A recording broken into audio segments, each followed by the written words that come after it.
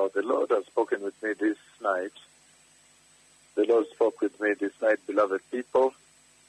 I see there is a meeting I'm going to, and then the Lord glorifies his servant. A tremendous amount of glory comes over his servant. The Lord glorifies his servant.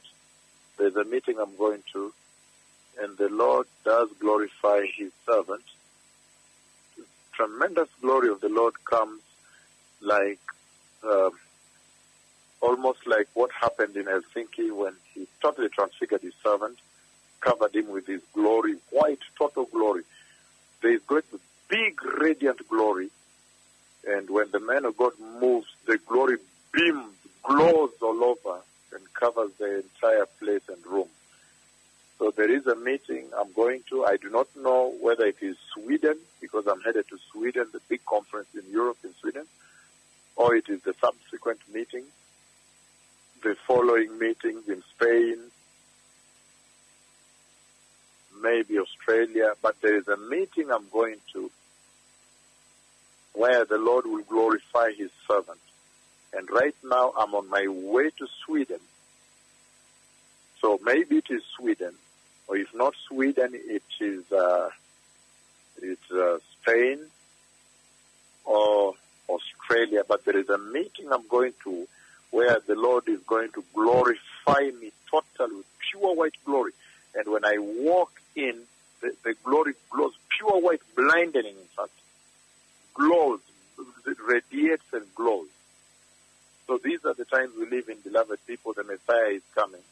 This is the servant about whom the Bible wrote that he would send a messenger to prepare the nations and the people for the glorious coming of the Messiah. So please turn away from all sin and wickedness. Turn away from lies. Turn away from perversion.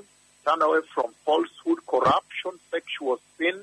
Turn away from the false corruption, the prostitution you see in the church, promiscuity, spiritual promiscuity, where people are born again on Sunday and the other days they are walking nude, dressing of women and men. There's no care. The corruption, the preaching of this, the defiling of the grace of the Lord. Remember the book of Hebrews chapter 6, verses 4 to 6, warns on the abuse of the grace.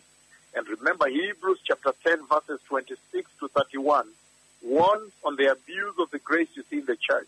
And remember 2 Peter chapter 2, verses 19 to 22, warns also on the abuse of the grace.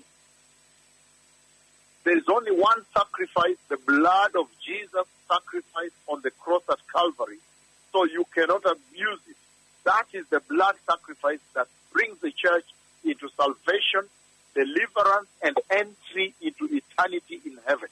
I have seen the Messiah come. The prophecies I've given have been fulfilled, including the prophecy of the Lord writing so much text across the sky for me. I say these things in the teachings of the bishop. I say them on radio also. These prophecies have been fulfilled. The Messiah is coming, and he's going to take a holy church, a righteous church, a church which is obedient and faithful, trustworthy, dependable, in the fear of God, in wisdom, integrity of heart, purity. These are beautiful things I'm talking to the church. Nobody says these things. Everybody's after gain, gain, gain, gain. Money, money, money, money, money. And corruption in the church. But you have the privilege, you are being told about the virtues of heaven, virtues of eternity. How can you fail to enter as a nation, as a church, as a generation all over the world? The Messiah is coming, beloved people. Don't fool around with this voice. You will go to hell if you fool around.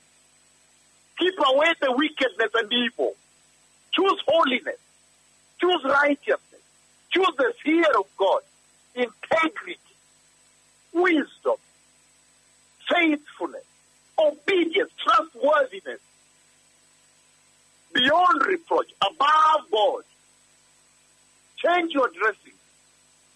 Change the way you dance in the church. Remove immorality from the church.